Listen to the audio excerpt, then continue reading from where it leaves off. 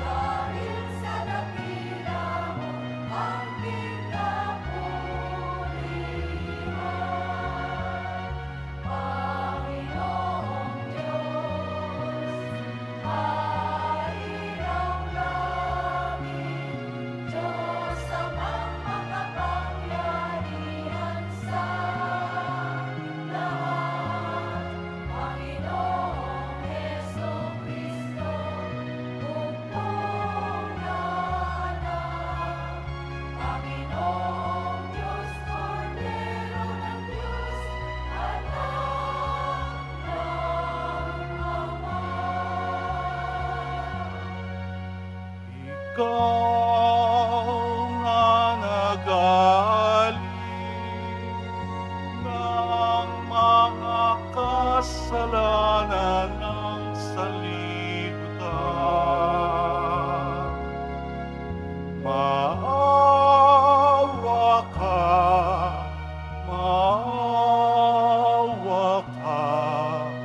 sa amin.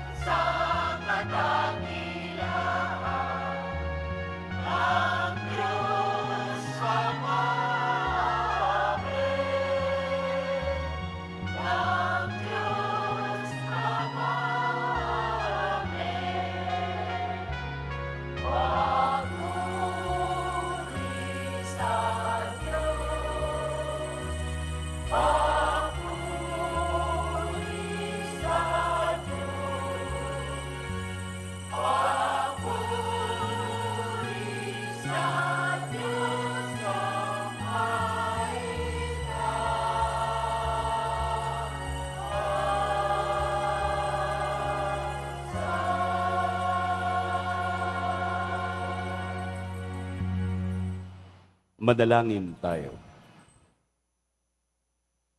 Ama naming makapangyarihan, kalugdan mo kami at pagbigyan na magkamit ng kaloob mong karagdagan upang sa maalab naming pananalig, pag-asa at pag-ibig, kami mamalaging tumatalima sa iyong kautusan sa pamamagitan ni Heso Kristo, kasama ng Espiritu Santo, magpa sa walang hanggan. Amen. Magsiupo muna po ang lahat. Pagbasa mula sa aklat ni Propeta Jeremias. Parurusahan ng Panginoon ang mga namumunong walang malasakit sa kanilang nasasakupan at pinababayaan ang mga ito'y mangalat at mamatay. Ito ang sabi ng Panginoon, ang Diyos ng Israel, tungkol sa mga tagapanguna ng kanyang bayan. Pinangalat ninyo at pinabayaan ang aking kawan. Hindi ninyo sila binantayan, kaya't kayo'y parurusahan ko dahil sa inyong ginawang ito. Ako na ang magtitipon sa nalabi pang mga tupa mula sa lahat ng lupaing pinagtapunan ko sa kanila. Ibabalik ko sila sa kanilang tinubuang lupa at sila'y muling darami. Hinirang ako ng mga pastol na magmamalasakit at mangangalaga sa kanila. Hindi na sila muli pang daranas ng takot at agam-agam, at wala nang maliligaw kahit isa. Akong Panginoon ang may sabi nito. Nalalapit na ang araw, sabi ng Panginoon, na pasisibulin ko mula sa lahi ni David ang isang sangang matwid. Isang hari na buong karunungang maghahari. Paiiralin niya sa buong lupain ang batas at katarungan. Magiging matiwasay ang Huda sa panahon ng kanyang pamamahala. At ang Israel ay mapayapang mamumuhay.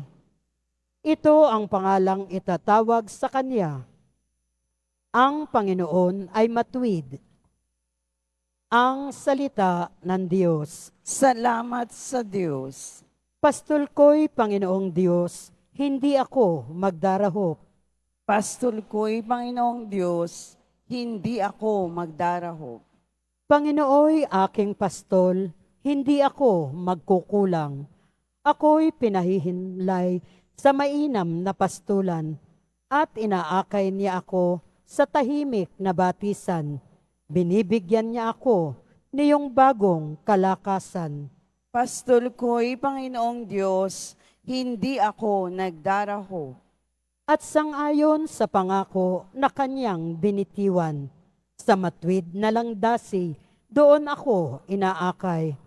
Kahit na ang daang iyo'y tumatahak sa karimlan, hindi ako matatakot pagkat ika'y kaagapay. Ang tungkod mo at pamalo, ang gabay ko at sanggalang. Pastol ko'y Panginoong Diyos, hindi ako magdaraho. Sa harapan ng lingkod mo, ikaw ay may handang dulang. Ito'y iyong ginagawang nakikita ng kaaway. Nalulugod ka sa akin na ulo ko ay langisan, at pati na ang kalis ko ay iyong pinaaapaw. Pastol ko'y Panginoong Diyos, hindi ako magdaraho. Tunay na ang pag-ibig mo at ang iyong kabutihan. Sa saakit tataglayin habang ako'y nabubuhay. Doon ako sa templo mo lalagi at mananahan. Pastol ko'y Panginoong Diyos, hindi ako magdaraho.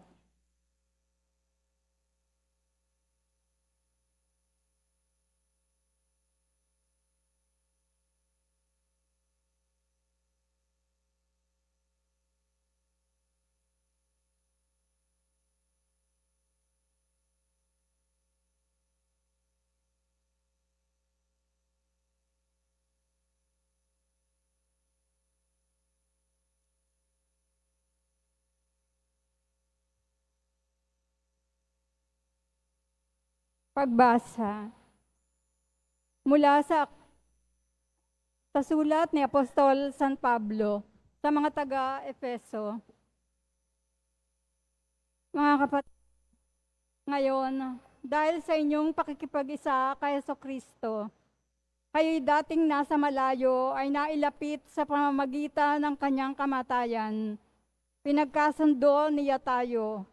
Kaming mga Hudyo at kayong mga Hentil ay kanyang pinag-isa. Sa pamamagitan ng kanyang katawan, pinawi niya ang alitan na parang pader na naghihiwalay sa atin. Pinawalang bisan niya ang kautosang pawang mga utos at tuntunin upang pag-isahin sa kanya ang dalawang bayan at maghari ang kapayapaan. Sa pamamagitan ng kanyang kamatayan sa krus, winakasan niya ang alitan ng dalawang bayan, kapwa pinapanumbalik sa Diyos at pinagbuklod sa iisang katawan. Naparito si Kristo at ipinangaral sa lahat ang mabuting balita ng kapayapaan sa inyong mga Hentil na malayo sa Diyos at sa mga Hudyo na malapit sa Kanya. Dahil kay Kristo, tayo'y kapwa makalalapit sa Ama sa pamamagitan ng Espiritu. Ang salita ng Diyos. Salamat sa Diyos. Magsitayo na po ang lahat.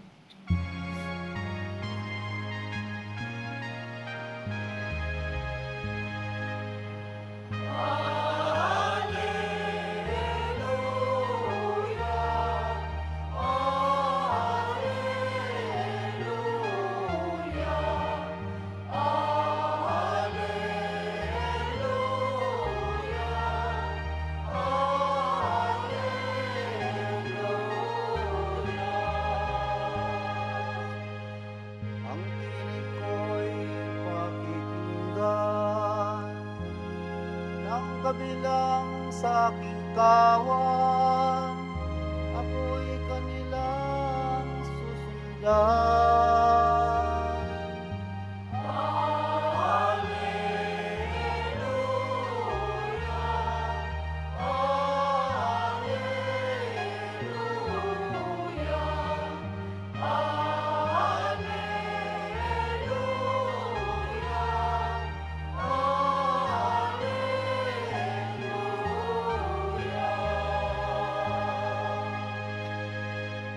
Sumainyo ang Panginoon. At sumayo rin. Ang mabuting balita ng Panginoon ayon kay San Marcos.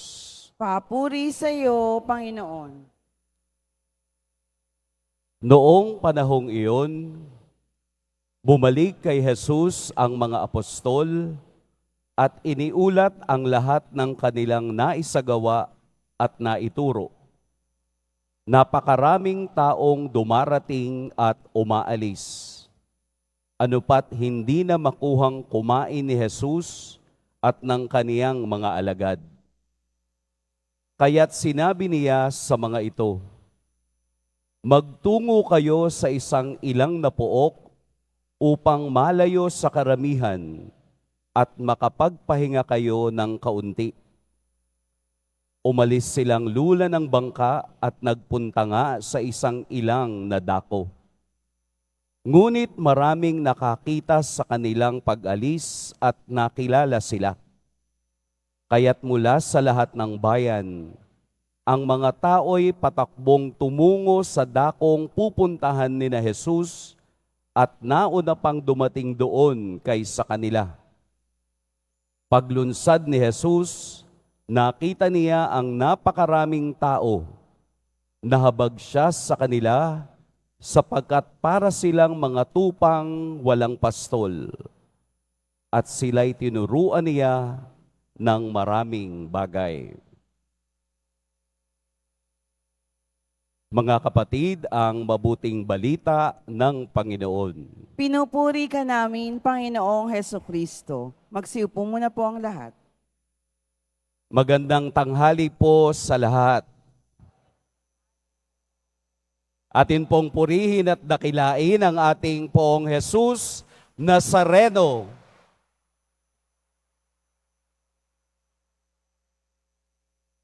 Ano pong pakiramdam nyo ngayon? Posibleng dalawang bagay. Una, relax.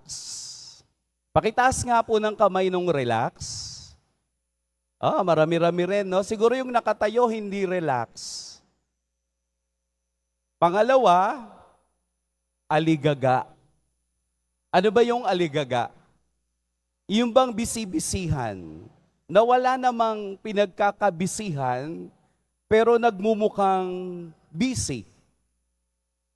Alam nyo, napakaganda ng ibinibigay sa atin ngayon ng Ebanghelyo. Nung matapos ni Jesus na isugo ang 12 upang ipamalita ang mabuting balita, magpahayag ng kagandahang loob ng Diyos, magpalayas ng mga masasamang espiritu, at magpagaling ng mga may sakit, sila ngayon ay bumalik sa Kanya at tuwang-tuwang nagkwento ng mga nangyari sa kanila. Kaya yung mata ni Jesus, no? Parang nakita niya sa 12, na bagamat masaya, nakita niyang pagod na pagod. Nakita ninyo kapag masaya ang tao, minsan hindi na nararanasan yung pagkapagod. Basta masaya ka. Di po ba? Minsan kami, ganun din eh. Kahit na 7, minsan yung misa because of pastoral reason, dahil walang ibang pari na magmimisa. We also feel tired, pero we are happy. Kaya ang ebanghelyo ngayon ay parang sinasabi ni Jesus na lumayo ka para ikaw ay mapalapit. Ang gulo, no? Lalayo ka para ikaw ay mapalapit. Ang paglayo na sinasabi dito ay ang pamamahinga. Hindi daw masamang magpahinga, lalo na kapag ikaw ay nakararamdam ng pagod. Yung mga tamad, nagpapahinga rin kasi mahirap pong maging tamad. Nakakapagod. Kaya tayo na nagtatrabaho, nagbabanat ng buto, lumalaban sa buhay, ay sinasabihan ngayon na magpahinga. Tayo na sumusunod kay Jesus, tayo na namumuhay bilang Kristiyano, ay napapagod din sa dikta ng mundo. Nakapapagod isipin ang ingay ng kapaligiran. Nakapapagod isipin ang dumadating na problema hindi lamang sa pamilya, pati sa iyong trabaho, pati sa iyong relasyon, pati sa iyong komunidad. Pero sinasabihan tayo ngayon na magpahinga. At sa papamahinga na yan, doon natin mararamdaman ang tinig ng Diyos na parang isang pastol na nagsasabing, nasa akin ang tunay na pahinga.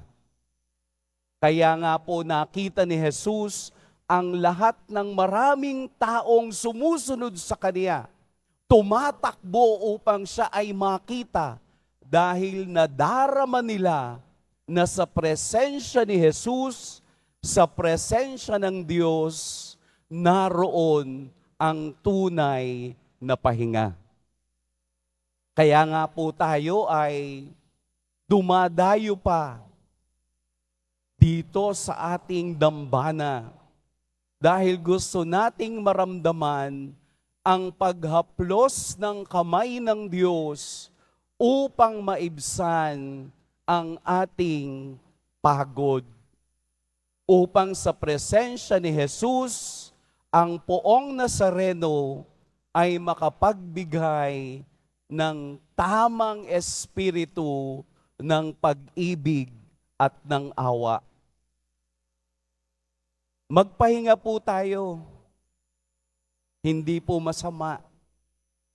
Magpahinga tayo sa dikta ng mundo. magpahinga tayo sa bigat ng ating dinadala. Bakit po tayo nabibigatan? Dahil nauuna ang ating isip kesa sa puso.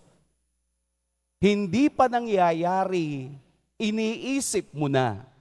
Kaya mabigat ang lahat ng bagay. Wala pa po ang bukas.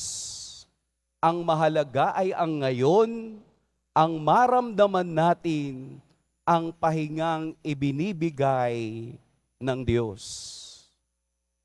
Sino po yung naririto na may mga kasama? Pakitaas nga po ang kamay. Yung may mga kasama po. So karamihan, nag-iisa lang. Yung may mga kasama, pakitapik po sa balikat yung inyong kasama at sabihin mong patuloy lang. Tutuloy tayo dahil alam natin na ang Diyos ang hantungan at siyang kapahingahan sa tunay na larangan ng buhay. Kaya ka napapagod dahil ayaw mong pumunta kung nasaan ang Diyos. Ang mga taong sumunod sa Kanya ay nakaramdam ng biyaya dahil alam nila na ang tinig na kanilang sinusundan ay ang tinig ng mabuting pastol. Pahinga po tayo sa diwa ng Diyos. Pagpalain tayo ng poong may kapal.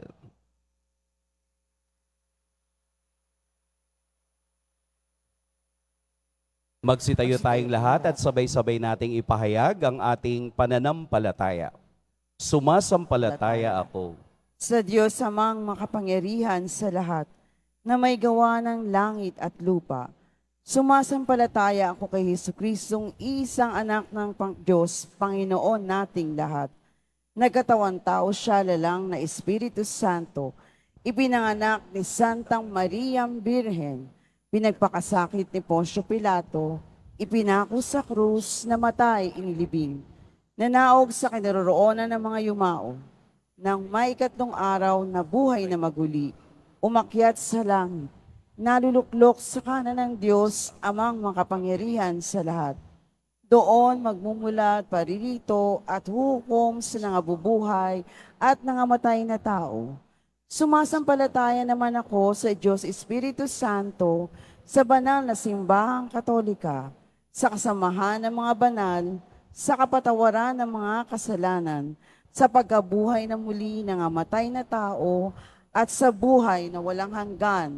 Amen.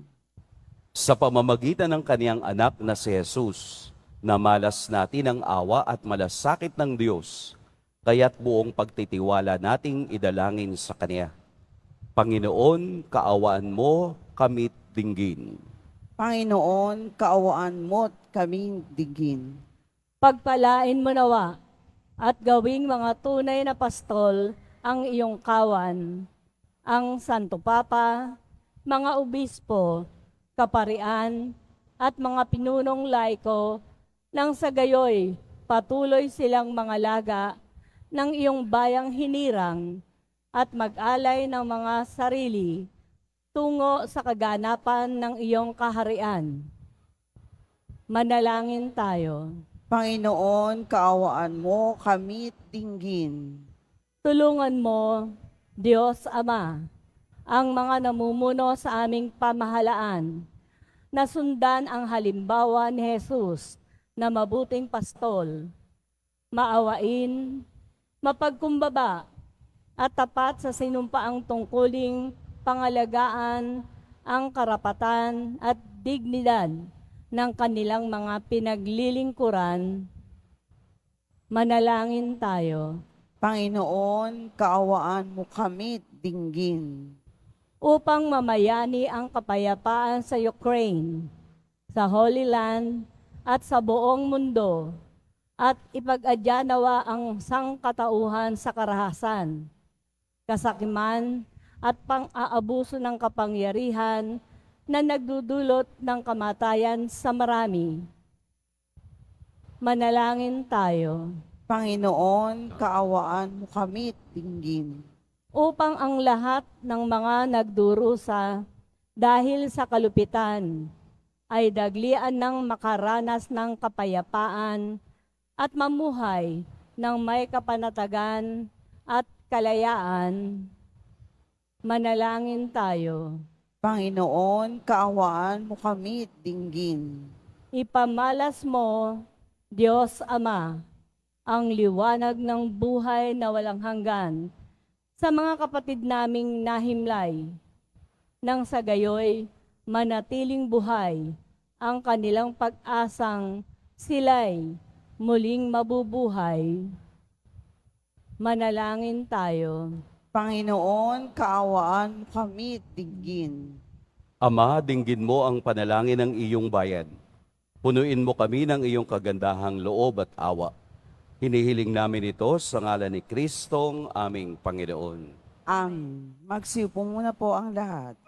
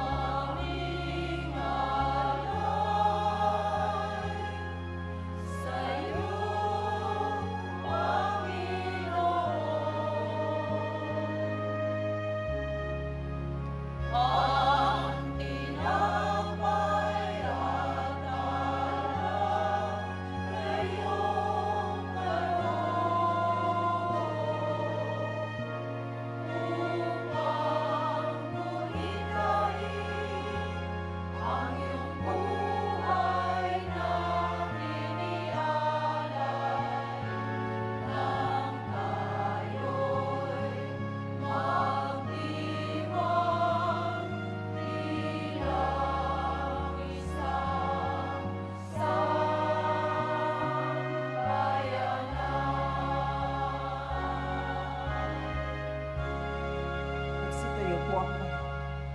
Madalangin kayo mga kapatid upang ang paghahain natin ay kalugdan ng Diyos amang makapangyarihan.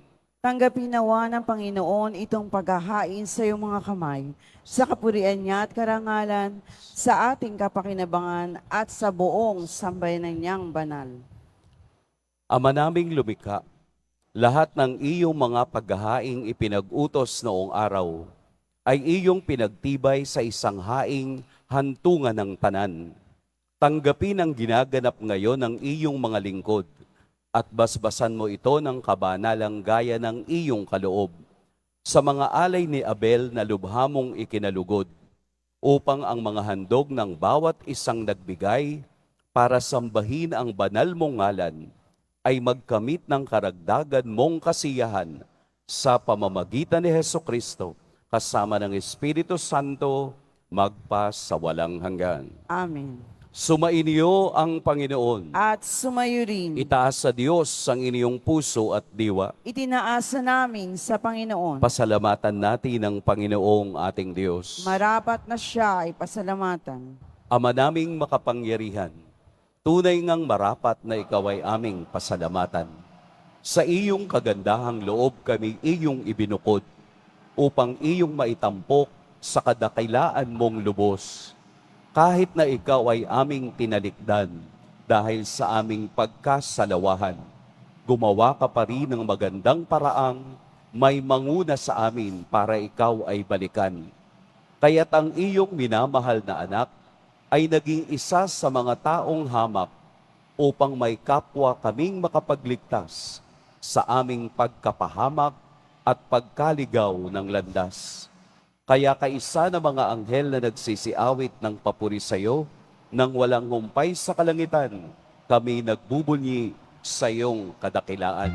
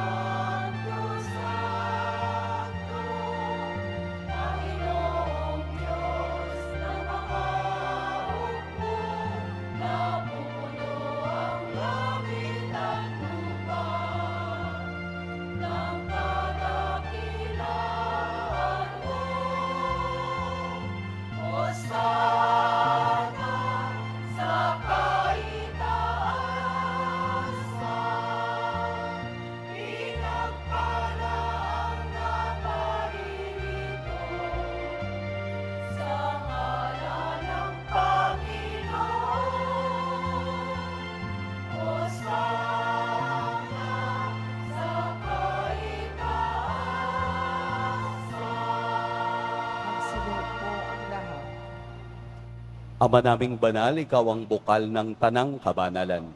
Kaya't sa pamamagitan ng iyong Espiritu, gawin mong banal ang kaloob na ito upang para sa amin maging katawan at dugo ng aming Panginoong Heso Kristo.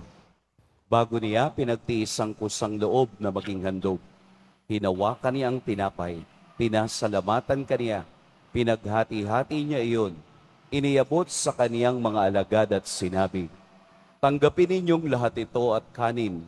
Ito ang aking katawan na ihahandog para sa inyo."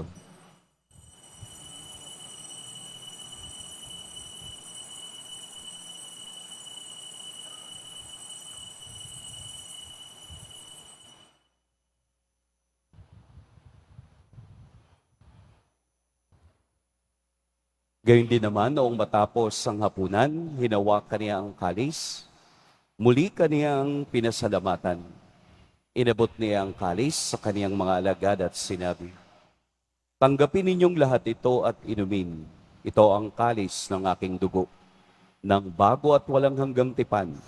Ang aking dugo na ibubuhos para sa inyo at para sa lahat sa ikapagpapatawad ng mga kasalanan.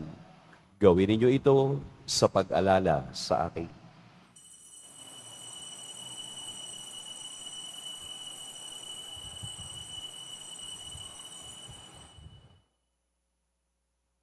Magsitayo po ang lahat. Ipagbunyi natin ang misteryo ng pananampalataya. Si Kristo'y namatay, si Kristo'y nabuhay, si Kristo'y babalik sa wakas ng panahon.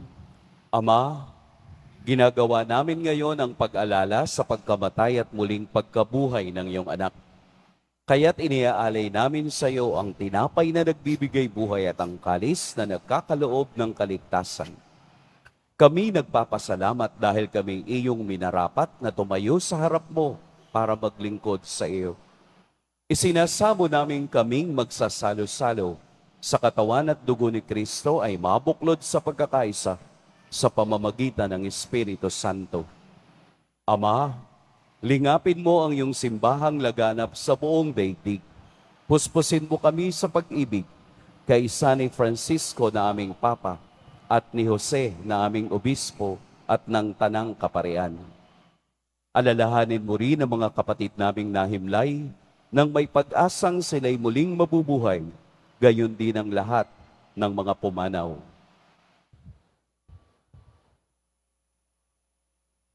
Kaawaan mo sila at patuloyin sa iyong kaliwanagan. Kaawaan mo at pagindapating kaming lahat na makasalo sa iyong buhay na walang wakas. Kaisa ng mahal na Birheng Maria na ina ng Diyos, ng kabiyak ng puso niyang si San Jose, kaisa ng mga apostol ni San Juan Bautista, at ng lahat ng mga banal na namuhay dito sa daigdig ng kalugod-lugod sa iyo, maipagdiwang nawa namin ang pagpupuri sa ikararangal mo sa pamamagitan ng iyong anak na aming Panginoong Heso Kristo. Sa pamamagitan ni Kristo, kasama niya at sa Kaniya, ang lahat ng parangal at papuri sa iyo, Diyos, Amang makapangyarihan, kasama ng Espiritu Santo, magpa sa walang hanggan.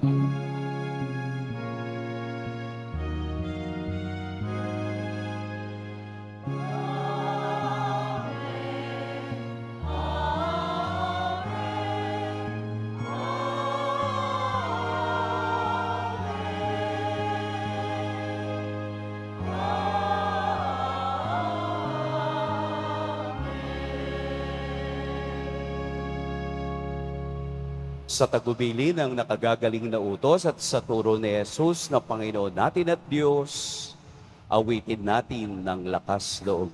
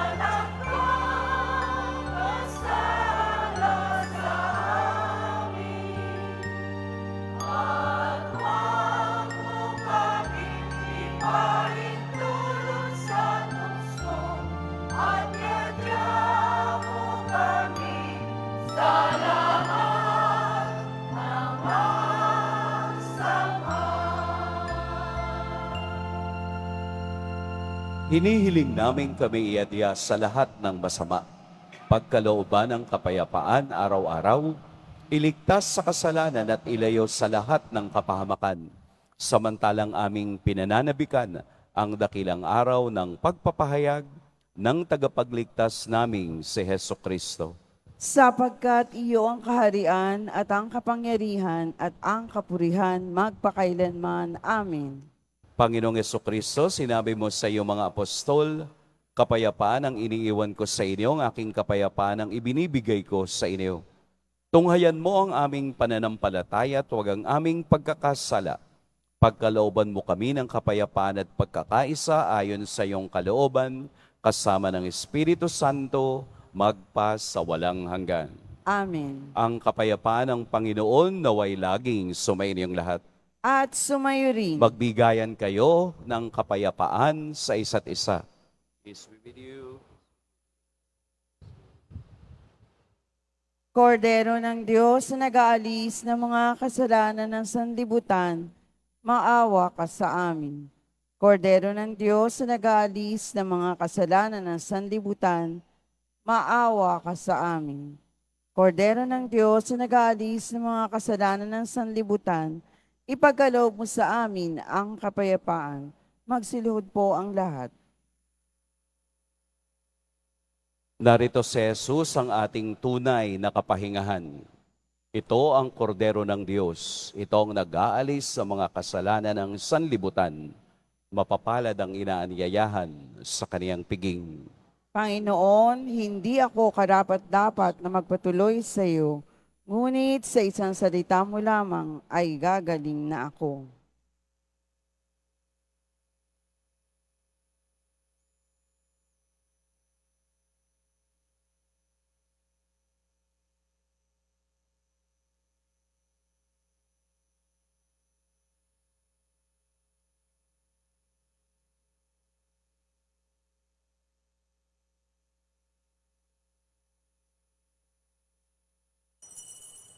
Para sa lahat ng tatanggap ng banal na komunyon, sasagot po tayo ng amen pagkasabi ng pari o ng lay minister ng katawan ni Kristo at isubo agad sa bibig bago umalis sa harapan ng pari o lay minister. Sumunod po tayo.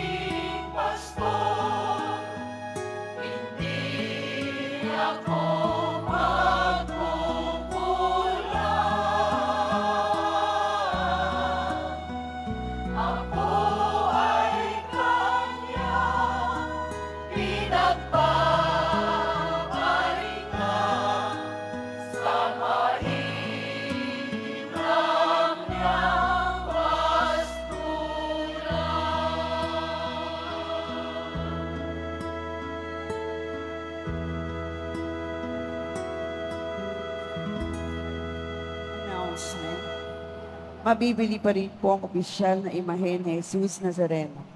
Ang mga ito po ay mabibili lamang sa ating Parish Finance Office. Maaari na pong mabili ang librong Black Nazarene, Devotion and Discourse. Ito po ay compilation ng mga pag-aaral sa kasaysayan at debosyon sa mahal na poong Jesus Nazareno. Ito po ay nagkakahalaga ng 500 pesos at ito po ay mabibili lamang sa ating Parish Finance Office. Pagkatapos ng misa, wiwisikan po ang lahat ng banal na tubig. Pinakikiusapan ang lahat na manatili lamang muna sa inyong mga lugar. Tanging sa Quezon Boulevard o sa Plaza San Juan lamang ang labasan ng lahat. Sumunod po tayo. Maraming salamat po sa inyong pagdalaw at pagsisimba sa Basilica Menor at Pambansang Dambana ni Jesus Nazareno. Magsitayo na po ang lahat. Manalangin tayo.